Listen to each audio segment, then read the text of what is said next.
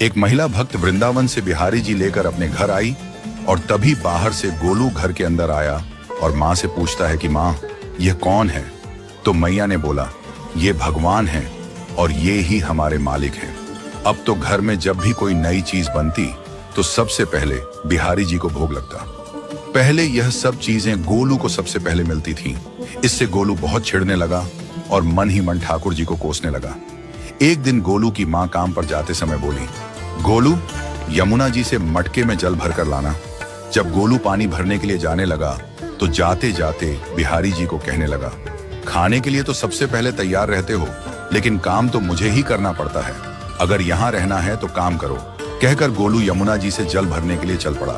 गोलू जब यमुना जी में जल भरने लगा तो उसने देखा कि यमुना जी के अंदर बिहारी जी विराजमान हैं और कह रहे हैं, ला गोलू, घड़ा हम भर देते हैं। गोलू उनको देखकर हैरान हो गया और बोला, नहीं नहीं, मैं अपने आप भर लूंगा। लेकिन ठाकुर जी ने उसके हाथ से घड़ा ले लिया और भरकर घर ले आए।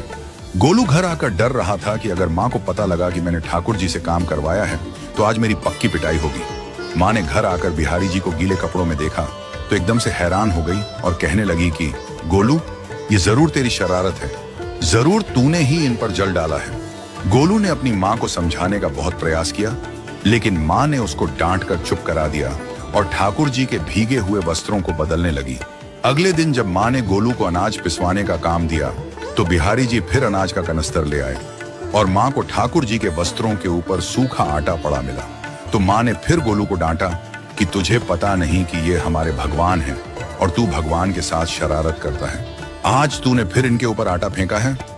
तो गोलू शपथ लेकर कहने लगा, नहीं माँ, मैंने कोई शरारत नहीं करी है। ये तो मेरे हाथ से गेहूं का कनस्तर लेकर खुद पिसवा कर आए हैं। गोलू की माँ आज बहुत गुस्सा हुई।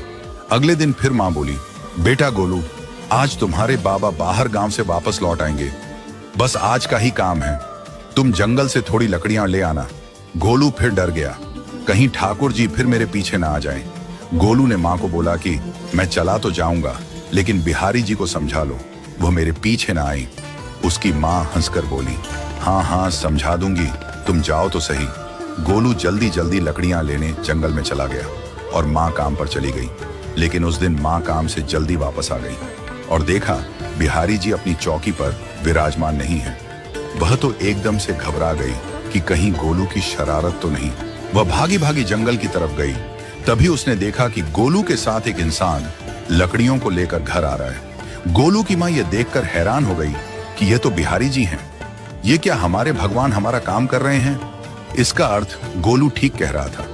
वह जल्दी जल्दी भागकर ठाकुर जी के पास गई और लकड़ियां उनके हाथ से लेते हुए उनके चरणों में गिरकर रोती हुई बोली, हे बिहारी जी, ये आप क्या कर रहे हो? मुंह गरीब का काम क्यों कर रहे हो? ठाकुर जी मुस्कुराते हुए बोले, हमें तो तेरे बेटे पर बहुत प्यार आता है। सब लोग हमें भगवान समझते हैं, लेकिन एक तेरा बेटा ही था जो हमको अपना मानता था।